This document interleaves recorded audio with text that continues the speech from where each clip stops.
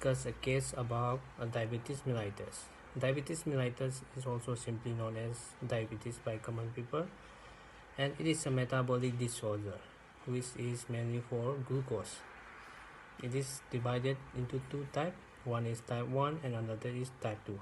In type 1, there is absence of insulin, and in type 2, insulin is present, but our other body cell is resistant to the insulin.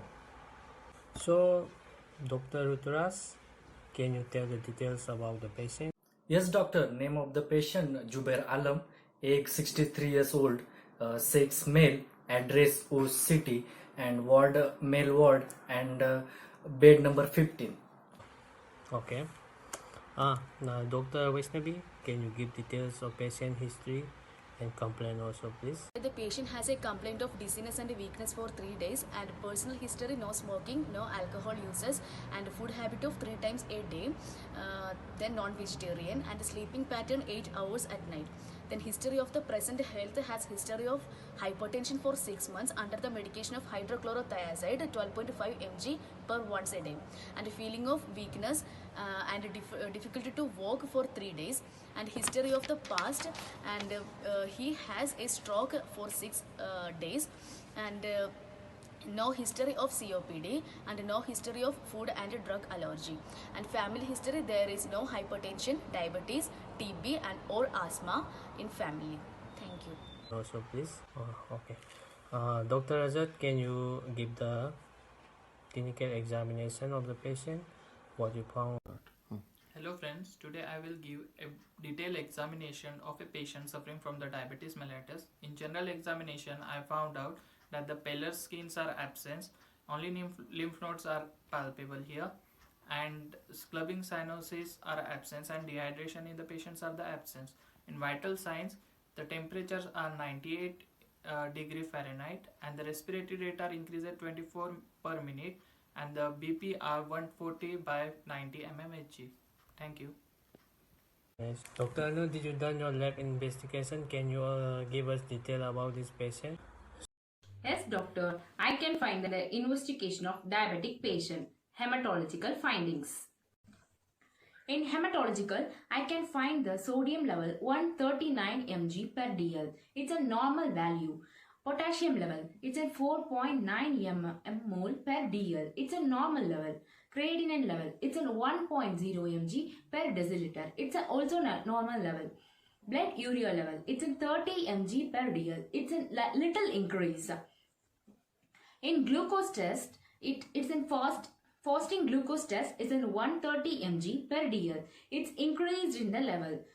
Non-fasting glucose test, 220 mg per dl. It's abnormal level. In urine analysis, the urine color is light yellow. It's abnormal level. Reaction of the urine is acidic. It's an abnormal level. Albumin nil in the urine. Transparency, it's clear in the urine. Sugar, it's present abnormal, so that we can tell the patient surely having a diabetic. Okay. So we analyze this case by the data given by several doctors. We conclude we diagnose this patient is having drug-induced type 2 diabetes mellitus. The reason we are diagnosing as a drug-induced type 2 diabetes mellitus is because in patient when we examine the patient, we found out that the patient is not having a family diabetes mellitus problem, and also he is having a problem with cardiovascular disease. He also mentioned about using drugs such as hydrochlorothiazide, which is diuretic drugs for antihypertensive drugs. This drug can also cause diabetes mellitus. From the lab investigation also, we also found out that the person is having high glucose level both in fasting and non-fasting glucose. For this, we prescribe some drugs for this patient. We prescribe amlodipine, which is a calcium channel blocker, and which is safe use for diabetic patient also, and for her also. We have to remember that in diabetic patient we cannot give beta blocker. we can give calcium blockers.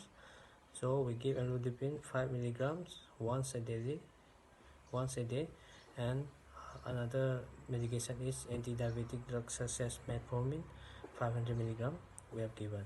Last, I need to thank our RAKHIMA ma'am for giving this wonderful opportunity. In this quarantine, you are taking more effort to learn for us. Stay home, stay safe.